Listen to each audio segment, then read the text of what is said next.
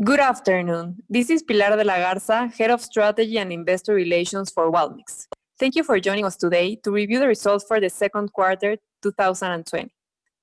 Today with me is Guillermo Loureiro, President and Chief Executive Officer of Walmart de México y Centroamérica, Milton Brandt, Interim Chief Financial Officer, and Ignacio Caride, eCommerce Senior Vice President. The date of this webcast is July 23, 2020. Today's webcast is being recorded and will be available at www.walmex.mx. Before we start, let me remind you that the content of this webcast is property of Walmart de México S.A.B. de C.V. and is intended for the use of the company's shareholders and the investment community. It should not be reproduced in any way. This webcast may contain certain references concerning Walmart de México S.A.B. de C.V.'s future performance that should be considered as good faith estimates made by the company. These references only reflect management's expectations and are based upon currently available data. Actual results are always subject to future events, risks, and uncertainties which could materially impact the company's actual performance. Now, it's my pleasure to introduce our CEO, Gui Loureiro. Thank you, Pilar, and good afternoon, everyone. Thank you for joining us in today's webcast. Before I discuss our second quarter results, I would like to give you an update on our response to the pandemic caused by COVID-19 in Mexico and Central America. I will begin with our associates. Words can't express how proud I am of each one of them. They are taking care of customers and members while providing a vital service to communities during these unprecedented times, and their hard work and dedication is truly helping people live better. Our associates' overall well-being remains a priority. They look after our customers every day, and we are committed to giving them and their families the support they need. So we constantly look at additional ways to keep them safe and healthy during this time. Since March, we granted a special bonus for associates in stores, clubs, and distribution centers to show our appreciation. We changed the salary payment frequency from bi-weekly to weekly so that associates can have quicker access to their earnings. We provided transportation allowance to locations with difficult access, and we extended a discount for all associates to buy everyday needs at our stores. In addition to these financial and operational efforts, we have implemented a number of measures to support associates' health and well-being. An epidemiology expert is giving us advice and helping us guide our decisions, and we enabled a medical line so associates and their families can receive medical assistance and emotional health support 24/7. Our more than 21,000 associates in vulnerable conditions continue to be absent with pay. This includes pregnant women, adults over 60 years of age, and other groups of people defined by the authorities. As a company committed to helping people save money and live better, we are working to respond to the many ways our communities need us. From an operational standpoint, we continue to reinforce cleaning and sanitizing, especially in high-traffic areas. We provide face coverings for all associates. We implemented protocols for temperature checks and sanitizing solution distribution at the store entrance. And we limited the number of customers in stores and clubs to comply with capacity guidelines. In April, we launched Los Esenciales program in Mexico City and the metro area to ensure we provide the lowest price on 125 basic items for a minimum of 60 days. With the purpose of supporting our most price-sensitive customers, we increased the number of items to nearly 300. We expanded the campaign to all of our self-service formats across the country. We are also helping those who need it the most through the Walmart Foundation. On our previous webcast, we shared with you that we donated 250 tons of food to nearly 23,000 seniors that pack goods voluntarily in our stores. And we donated 100 million pesos to finance the construction of a temporary COVID-19 unit, enabled with more than 850 beds to provide medical service for the healthcare system patients in Mexico City. In addition to these efforts, during second quarter 2020, we donated ventilators for the Mexican Red Cross ambulance. We donated and distributed more than 15 tons of food to over 1 million beneficiaries from food banks and community dinners. and we donated 21.5 tons of food to people who were affected by the earthquake and hurricane that impacted Oaxaca. We recognize the importance of frontline workers during these times, and in an effort to support them, we decided to receive frontline workers, among them doctors, nurses, paramedics, police officers, and firefighters, in our 163 Sons Clubs without a membership. We know that current conditions are affecting many of our suppliers. So, in addition to the reduction of payment terms for micro and small suppliers, we extended our factoring program to all of our suppliers. We also decided to waive rent for our micro and small tenants in Mexico for the months of April and May. The pandemic also allowed us to explore new ways of working. We decided that from now on, all our call center operators will be people with disabilities, will be able to work with us from their homes, regardless of where they are located. We are doing everything we can to help strengthen our community of families, friends, and associates. Together, we will get through this. Now, let's talk about the financial results for the second quarter 2020. Please consider that when I talk about Central America, I am making reference to figures on a constant currency basis. During the second quarter, consolidated total revenues grew 9.5%. In Mexico, total revenues grew 7.7%, and in Central America, we saw a 4.1% decrease. In Mexico, same-store sales continued to be the main growth driver. We saw a 6.3% growth during the quarter. All regions and formats had a positive performance. The North and Metro regions delivered the highest same-store sales growth, followed by the Center and South regions. In the Southern region of the country, consumption was affected by the largest decrease in economic activity, given the high dependence on the tourism and services sectors. Additionally, sales were impacted by social distancing measures implemented in several states. Looking at the performance by format, Superama posted the highest same-store sales growth, followed by Walmart and Sam's. Bodega sales growth was softer, as our Bodega customer is the most price-sensitive and is facing challenging times. We care about their well-being, so in addition to Los Esenciales program that I mentioned earlier, we launched the Bodegazos campaign, where we are offering unbeatable pricing merchandise across categories to help them save money. Distancing measures are driving higher in-home consumption, and customers' purchase continue to lean towards essential goods. As a result, food and consumables delivered the highest same-store sales growth. Some general merchandise lines, such as home and computers, posted strong growth, but overall, the general merchandise division is being negatively affected during this emergency period. Demand and purchasing behavior have been volatile.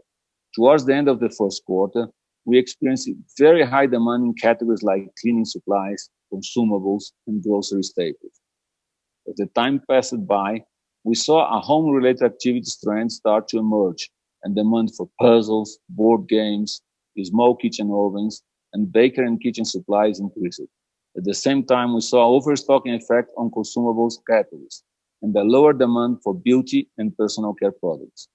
Now, we're entering a phase where we are seeing a higher demand for products like paint. Our supply chain is among the most efficient ones in the country, and the investments we have recently made for the network redesign are paying off.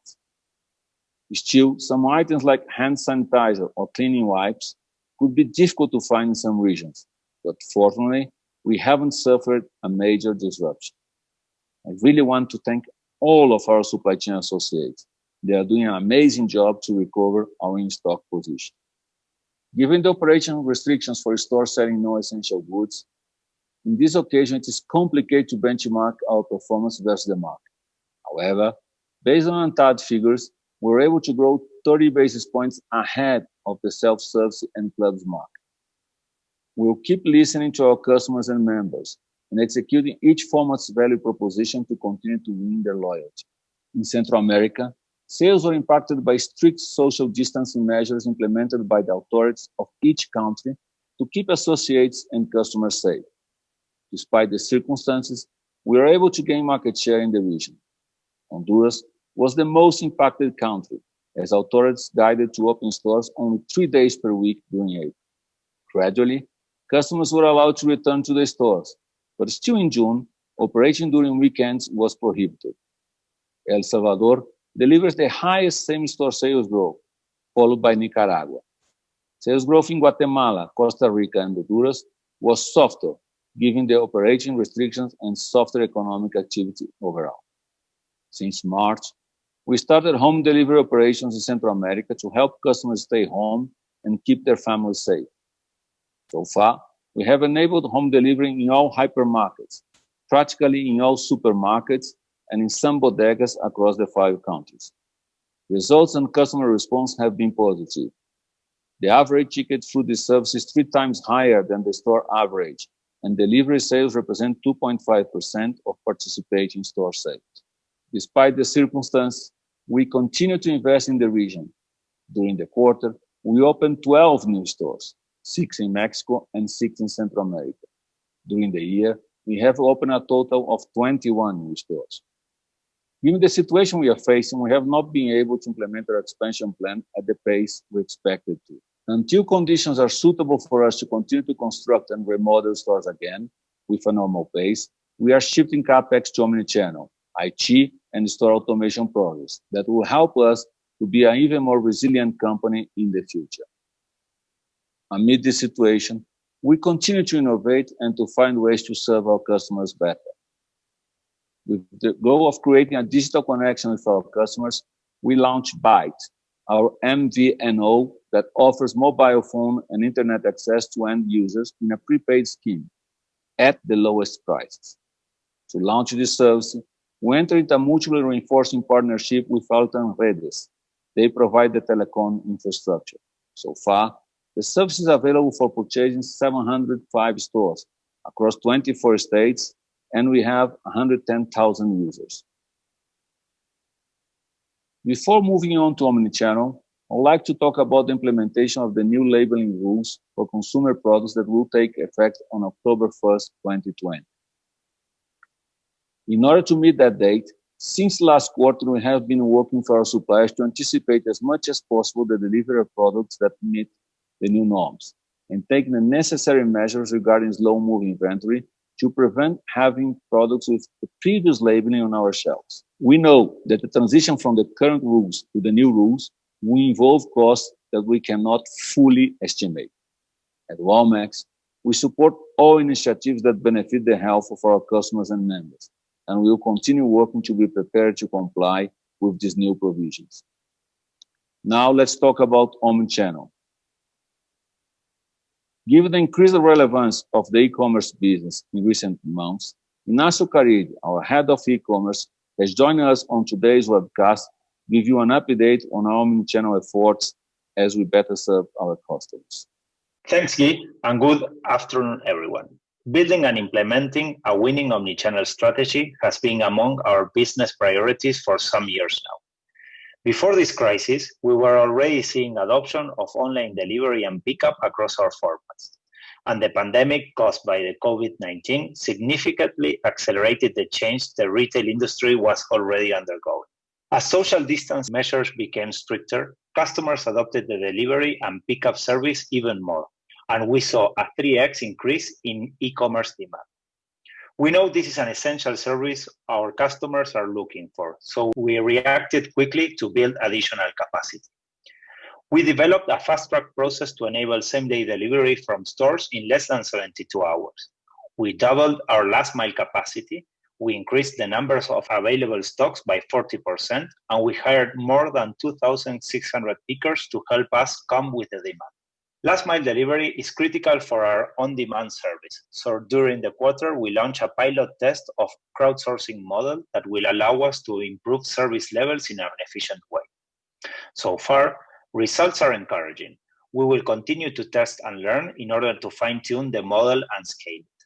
By the end of the quarter, 430 stores were offering same-day delivery. We also developed new features within the on-demand app to improve the customer experience. Among them, special delivery and pickup slots for customers at risk, improved order tracking, and earlier visibility of slot availability. During the quarter, we launched new omnichannel solutions to serve different types of customers. We deployed on-demand delivery to 115 Sam's Clubs, and our members' response has been very positive. Sam's GMV for the quarter was almost equivalent to a GMV achieved during the full year 2019.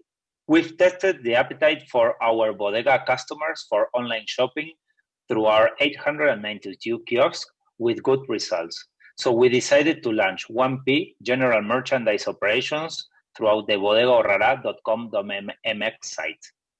So far, results are encouraging. In addition to the extended assortment at great prices, our customers appreciate the flexibility on delivery options and payment methods we provide. We will continue to fine-tune our offering and to adapt to our customer needs. Besides investing in tech and store omnichannel capabilities, we've also been working on the logistic network redesign. During the last 12 months, we opened 5 distribution centers that serve the e-commerce 1P operations, 3 dedicated fulfillment centers in Mexico City, Guadalajara, and Monterrey, and 2 omnichannel distribution centers in Mérida and in Chihuahua. The omnichannel distribution centers are a great milestone in our network redesign. They are the first ones of their type in Mexico and are flexible enough to serve both stores and customers directly. During the quarter, we had another edition of the Hot Sale event with good results and triple-digit growth.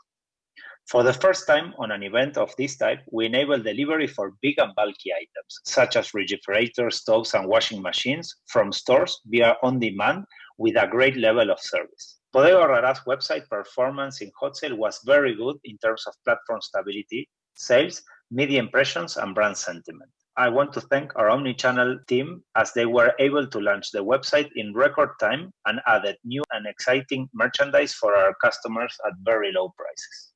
By making the right tech investments and by aligning omnichannel operations in previous years, we had the right capabilities in place and the pandemic further accelerated demand. During the quarter, e-commerce sales grew 217% and GMV by 207%.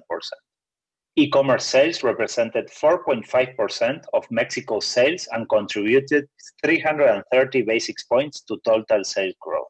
We know these figures are influenced by the current situation and we will be much different once things normalize.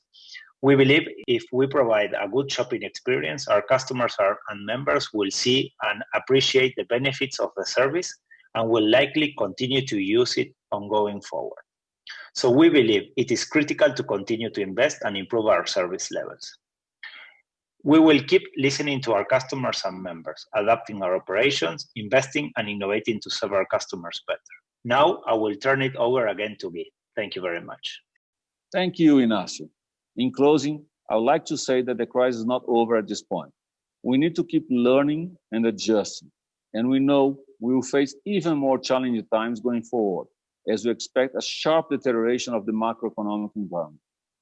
Our priority remains taking care of each other, just as we always have in difficult times, and to help families across Mexico and Central America to save money so they can live better. I am proud of what we have done as a company over the past months, especially how our associates have stepped up.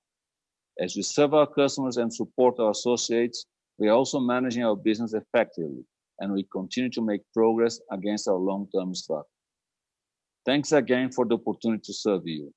Rest assured, we will continue to do everything we can to provide a safe shopping experience for our customers and a healthy environment for our associates and communities. Now, Milton will cover the financial results of the quarter. Thanks, Gui, and good afternoon to all of you. Before I start covering the financial results of the quarter, I also want to appreciate our associates' hard work and dedication. You are really making a difference. I will start by covering results in Mexico. As a reminder, on May 25th, 2020, we agreed on and made a payment to the Mexican tax authorities in the aggregate amount of 8,079 million pesos to finalize substantial tax matters, which included the previously disclosed sales of the Vips restaurant division and other substantial tax matters. This payment impacted the second quarter 2020 figures in Mexico in four concepts: general expenses, financial expenses, taxes, and income tax paid in advance. According to the accounting standard IAS 12, the income tax is recognized as an expense and included in the year it is expensed or accrued. According to the accounting standard IAS 34, the tax effect of one-time event should not be included in the likely effective annual rate, but it should be recognized in the same period as the relevant one-time event. During the second quarter, total revenues grew 7.7%. Despite a challenging environment and a sales mix shift to lower margin categories, strong volume growth of certain subcategories within grocery with higher profitability and more effective negotiations with suppliers led to a gross profit margin expansion of 20 basis points. General expenses increased 17.4%, affected by the aforementioned payment to the SAT. Operating income decreased 7.6% and EBITDA decreased 5%, resulting in 130 basis points EBITDA margin contraction. Excluding the payment to the SAT, we were able to keep expense growth below total revenue growth, despite incurring higher operating costs, given the measures taken to handle the pandemic that Guy mentioned earlier. Managing expenses remains a top priority for us. We are being disciplined where we need to be, and that allows us to continue to invest in strategic areas of our business. Operating income increased 9.9%, and EBITDA margin expanded by 10 basis points. Now, I will discuss results in Central America. Please consider that when I talk about Central America, I am referring to figures on a constant currency basis. Total revenues decreased 4.1%. As Guy mentioned earlier, sales were affected across the region, primarily due to operating restrictions. Gross profit margin contracted 20 basis points to 23.6%, as mix shifts negatively affected profitability. General expenses increased 2.3%. The royalties payment agreement, which we previously announced and became effective beginning in 2019, impacted expenses by 417 million pesos. Operating income decreased 25.3% and EBITDA margin reached 8.7%. Excluding the payment of royalties, EBITDA would have expanded 20 basis points on the back of a strong everyday low costs and productivity mindset. At a consolidated level, figures were impacted by non-recurring items. Total revenues grew 9.5%. Gross profit increased 10.4%, resulting in a 22.8% margin, and expenses grew 19.2%. Consolidated EBITDA margin contracted to 9.3%, and net income decreased 81%. However, underlying results were positive. If we exclude the payment to the SAT and the royalties in Central America, expenses growth would have been similar to total revenue growth. Both operating income and EBITDA would have posted a double-digit growth of 10.8% and 10.4% respectively. EBITDA margin would have reached 10.6% and net income would have increased 14.9%. Now, let's see the results for the first half of 2020. In Mexico, total revenues increased 10.1%, gross profit margin expanded by 20 basis points to 22.6%, and expenses increased 13.1%. Operating income grew 7.1%, and EBITDA margin contracted 40 basis points to 10.5%. In Central America, total revenues increased 1.5%. Gross profit margin remained stable at 23.9%, and expenses increased 7.3%. Operating income decreased 15.7%, and EBITDA margin contracted 100 basis points to 8.9%. At a consolidated level, total revenues increased 11.2%. Gross profit margin reached 22.8%, and expenses increased 15.2%. Operating income increased 5.6%, and EBITDA margin contracted 50 basis points to 10.2%. Net income decreased 33%, affected by the payment to the SAT and the royalties in Central America.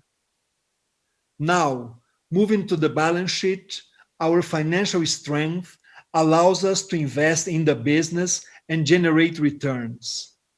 Our cash position increased by 15.8% to 30.8 billion pesos, 4.2 billion pesos above last year's level. Inventories increased 7.2%, significantly below the 9.5% total revenues increase. We are focused on delivering shareholder value. Over the last 12 months, cash generation increased 5.1%, reaching 65.3 billion pesos. After investing 18.3 billion pesos in the business over the last 12 months, we returned 24 billion pesos in the form of dividends to our shareholders. Thank you very much, and as always, we will make ourselves available to receive your calls and answer any questions you may have.